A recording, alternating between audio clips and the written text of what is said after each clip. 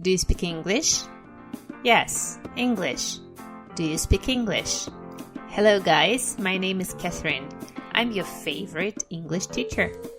Do you speak English podcast – это самый простой и полезный способ по-настоящему улучшить ваш английский. Всем привет!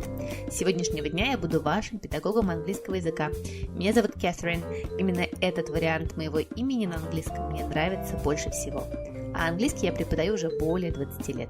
Обещаю, что будет очень интересно и невероятно полезно. Let's do it, guys. Let's study English together. Как устроен этот подкаст? Так как я хочу помочь максимальному количеству изучающих английский язык, то подкаст будет выходить сезонами, прямо как сериалы. Мне столько нужно вам рассказать про английский язык, что ни в какие рамки мы не уместимся. Каждый сезон будет решать определенную задачу и больше подходить к конкретному уровню. Но обещаю вам, что все найдут что-то интересное в каждом эпизоде и точно узнают то, чего не знали раньше. Our first season is called 5 Super Stories. Первый сезон называется 5 суперисторий, и он подойдет тем, кто только начинает учить язык или когда-то учил в школе и все забыл. С каждой историей мы будем работать 2 эпизода. Почему это суперистории? Спросите вы меня. Все очень просто. Каждая история – это целый сундук с сокровищами. В ней мы отрабатываем одну грамматическую структуру, так, чтобы никогда ее не забыть. Учим 3 классных словосочетания, которые никак нельзя сказать по-другому. И ищем 5 очень полезных слов. А в конце эпизода вы получите от меня one perk или бонус. А в сумме 10 простых шагов, чтобы качественно прокачать свой английский. One grammar structure, 3 amazing collocations, 5 useful words and a perk equals 10 awesome ways to improve your English. Come on, guys, let's get started! А если вы хотите поддержать мой подкаст, то сделайте это очень просто. Проходите по ссылке в описании профиля и оставляйте мне чаевые. Обещаю поднять в вашу честь чашку английского чая. А если вы оставите свое имя, то я обязательно поблагодарю вас в следующих эпизодах.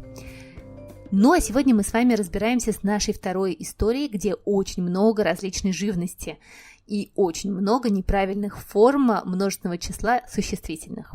Сейчас я прочитаю вам историю еще один раз, и я надеюсь, что вы поймете ее гораздо лучше, чем поняли в первый раз. Поехали! Let's go, guys! I had a strange dream yesterday. Just imagine, I'm at the zoo, there are lions, deer, white sheep, and a lot of mice. Yes, mice. The mice are red, purple, and green. I know it's crazy, but it's a dream, isn't it? You can't control it. At the zoo there are not many people, just a couple of men with their wives and 3 women with their children. One man is Dali with a big mustache. One child is in the costume of Mickey Mouse. One woman has very big feet. She's like a giant. It's weird. The other man has huge teeth. And then I see many boxes with pens and brushes. And the man with a big mustache starts to paint a picture of deer, sheep, mice, and the child in the costume of Mickey Mouse. And then I wake up. Crazy, huh? Ну что, сегодня мы будем разбираться с вами с очень интересной грамматикой, в которой тоже все всегда путаются. Потому что мы, конечно, знаем, что и в русском языке есть такие слова, которые звучат одинаково, а значат что-нибудь разное, они называются амонимы. Ну, мы знаем все, например, слово «ключ», который может быть ключ, который открывает дверь, а может быть ключ, который бьет из-под земли, и это какой-нибудь источник. Но когда мы встречаем такие слова в иностранном языке, они ставят нас в ступор.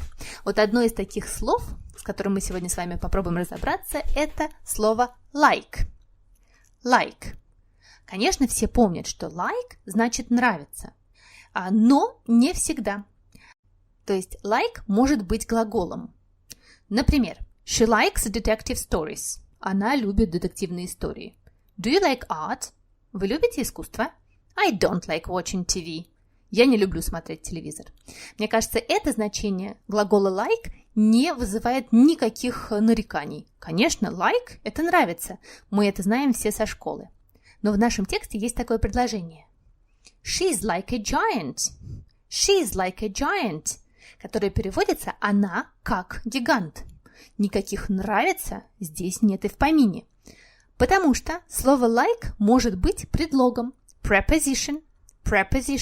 Да-да, самым настоящим предлогом. И именно это значение like всех ставит в тупик. Wow! Давайте посмотрим на несколько примеров. Например, я могу сказать, она как принцесса в этом платье. She's like a princess in this dress. She's like a princess in this dress. Посмотрите, здесь like стоит после глагольчика be. Помните, мы с вами изучали его в первой истории, у которого форма, конечно же, is. Она есть как принцесса. Ей не нравятся принцессы. Ну, хотя такое тоже бывает. Но она как принцесса. She's like a princess in this dress. Он как его брат. He's like his brother. He's like his brother. Her hair is dark brown like mine. Her hair is dark brown like mine. Ее волосы темно-коричневые, как мои. Одно из значений like – это как. Очень часто оно употребляется либо после глагольчика be, который мы только что с вами видели в этих предложениях, либо после других глаголов. Но самое частое употребление, конечно же, после глагола look – выглядеть. Look like – выглядеть как. Look like. Например, the garden looks like a jungle. Сад выглядит как джунгли. The garden looks like a jungle. Или после глагольчика feel – чувствовать себя. I feel like a real mother now. I feel like a real mother now. Теперь я чувствую себя как настоящая мама. Но самая большая проблема возникает в вопросах, потому что очень часто эти два значения «нравится» и предлог «как» путаются. Смотрите, если я хочу спросить про характер кого-нибудь, ну, например, про характер твоего папы, я спрошу What is he like? What is he like? Именно с глагольчиком быть, с глагольчиком is. И ответ может быть, например, he is kind and hardworking. Он добрый и трудолюбивый. What is he like? Каков он? Какой он? What is he like? А если я хочу спросить, что твой папа любит, я спрошу вот так. What does he like? What does he like? Конечно, все вспомнили, что does у нас показывает такое время в английском языке, которое называется present simple. И тут слово like будет выступать в форме глагола. Что он любит? Что ему нравится? He likes design. Он любит дизайн. He likes design. Запомните, пожалуйста, эти два вопроса. Мы обязательно с ними еще очень внимательно поработаем, потому что все их всегда путают. What is he like? Какой он? Каков он? Опиши мне его.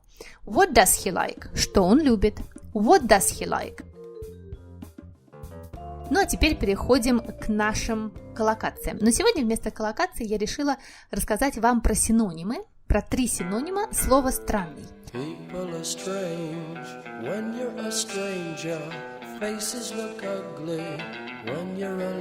Если кто-то очень внимательно отслушивал текст, то заметили там слово «странный», который совершенно не слово strange, а слово weird. Weird. Weird – это классное слово, это значит странный и немножко пугающий. Ну, например, у меня есть очень странный сосед, он такой прямо меня пугает. He is weird. He is weird. Вот у меня был такой сосед на прошлой квартире. Очень странный джентльмен. And he was weird. Weird.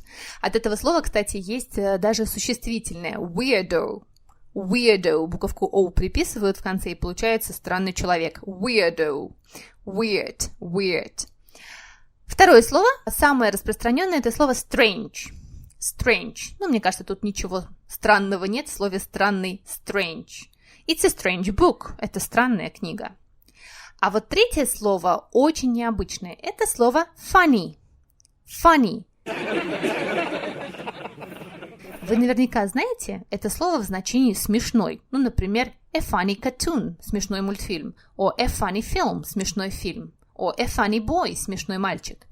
Но второе значение слова funny – это странный. Например, я могу сказать что-нибудь типа my car is making a funny noise. My car is making a funny noise. Моя машина издает странный звук. Это не то, что он смешной. Машина издает какой-то звук, и я смеюсь. Нет, это странный звук. И на самом деле англичане даже придумали такое различие этих двух слов, потому что иногда по контексту непонятно, что человек имеет в виду. То, что что-то смешно или что-то странно. И вот то, что смешно, называется ха-ха funny, но мне кажется, ха-ха funny мы все запомним, потому что по-русски мы тоже так же смеемся. Ха-ха-ха. Ха-ха funny. А то, что смешно, но странно, называется funny peculiar. Funny peculiar. Funny peculiar. Peculiar – это один из синонимов слова странный. Еще одно тоже значит странный. Это как бы смешно, или странно, можете вы уточнить. Is it funny haha or funny peculiar? Ну а теперь переходим к нашим 5 словам, которые мы выучим в этом эпизоде. Первое слово, которое встречается в нашем тексте, это слово paint. Paint. Я думаю, что вы все знаете слово paint, как рисовать. Я хочу, чтобы вы запомнили, что в английском языке есть 2 глагола для рисования. Это paint – рисовать красками, и draw – рисовать карандашом. Paint and draw. От слова paint происходит очень много производных. Ну, например, художник будет painter. Painter. А картина будет a painting. A painting. Когда это слово употребляется с артиклем «э», она значит картина, синоним слова picture. А если оно употребляется без артикля, просто painting, это будет как искусство. Вы можете сказать I like painting. Я люблю искусство художественное. Запоминаем. 2 слова для рисовать. Paint and draw. Number 2. В этом тексте у нас встретилось уже слово из прошедшего. Yesterday. Вчера. Yesterday. Я вас умоляю, не говорите, пожалуйста, yesterday. Вот все говорят yesterday. Почему все так говорят? Потому что у нас есть слово today, где есть этот звук у. И вот все переносят это в прошедшее, получается yesterday. Так нельзя говорить. Мы говорим yesterday. Там звук редуцируется и будет yesterday. Ну и, конечно, вспомним с вами наших любимых Beatles. Yesterday. All my troubles seem so far away. Word number 3. Третье слово – это слово ступня. Foot. Foot. Все помнят, что у него неправильная форма множественного числа. Feet. Feet. С этим словом очень много разных полезных выражений. Например, идти пешком будет go on foot. On foot. Пожалуйста, обратите внимание на предлог on foot. Его все забывают даже на очень продвинутых уровнях. Почему? Потому что обычно с транспортом мы используем предлог by. Ну, например, ехать на машине будет go by car. Или ехать на поезде go by train. Поэтому этот by и суют к ногам. Не нужно. Мы идем on foot. On foot. Слово foot имеет и второе значение. Это фунт. Это около 30 сантиметров или 12 дюймов. Но на самом деле 30 сантиметров – это примерно размер ноги мужской. Поэтому раньше, когда не было мер измерения длины, мерили ногами. Поэтому это слово и осталось оттуда foot. Foot. Например, я могу сказать He is 6 feet tall with blonde hair. Он ростом 6 футов с блондинистыми волосами. Очень часто британцы измеряют рост или длину чего-то именно в футах, а не в метрах, как мы. Я могу сказать He was standing just a few feet away from me. Он стоял от меня на расстоянии нескольких футов. Ну и еще слово foot обозначает подножие. Посмотрите, в русском языке это тоже слово связано с ногой. Подножие. The foot of a mountain. The foot of the mountain. Подножие горы. Следующее слово – tooth. Tooth. Вспомнили зубы, у которых неправильное множественное число. Teeth. Teeth. И выучим с вами парочку составных существительных с этим словом.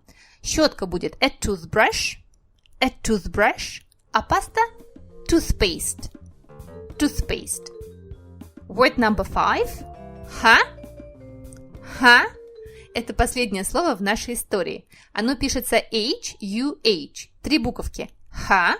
И это у нас с вами, конечно же, междометие. Междометие – это очень интересно, потому что в языках они очень часто не совпадают друг с другом. Вот у нас такого нету междометия в русском языке. Ха. Мы так не говорим. А англичане и американцы очень часто говорят. Что же значит это ха? Первое – это что? Ну, когда вы что-то не расслышали и говорите «что?», ну, например, я могу спросить «ты меня слушаешь?» Are you listening to me? А человек мне отвечает «ха?» Что? Что? Вот это вот будет как раз «ха». Но в нашем тексте это «ха» употребляется совершенно в другом значении. Давайте посмотрим на пример. Not a bad place for living, huh?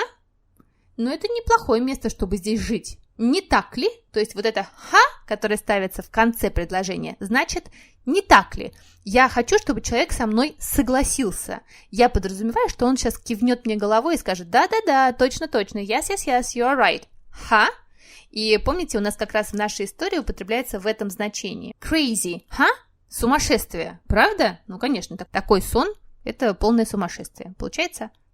И у этого междометия есть еще третье значение. Например, she looks nice. Она классно выглядит. Too much makeup, if you ask me. Что? Слишком много косметики, если ты хочешь знать мое мнение.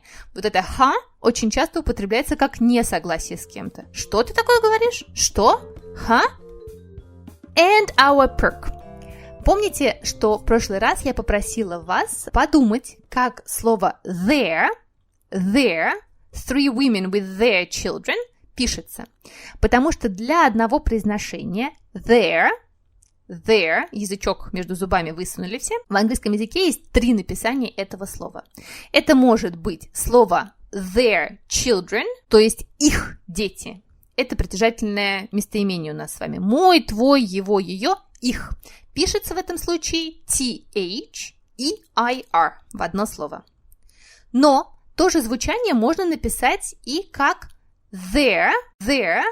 Посмотрите, у нас в тексте есть такое предложение. At the zoo there are not many people. В зоопарке не так много людей. Помните наша фраза there is, there are? В этом случае она пишется T-H-E-R-E. T-H-E-R-E. А есть еще третье написание того же there. Например, я могу сказать they are hungry. They are hungry.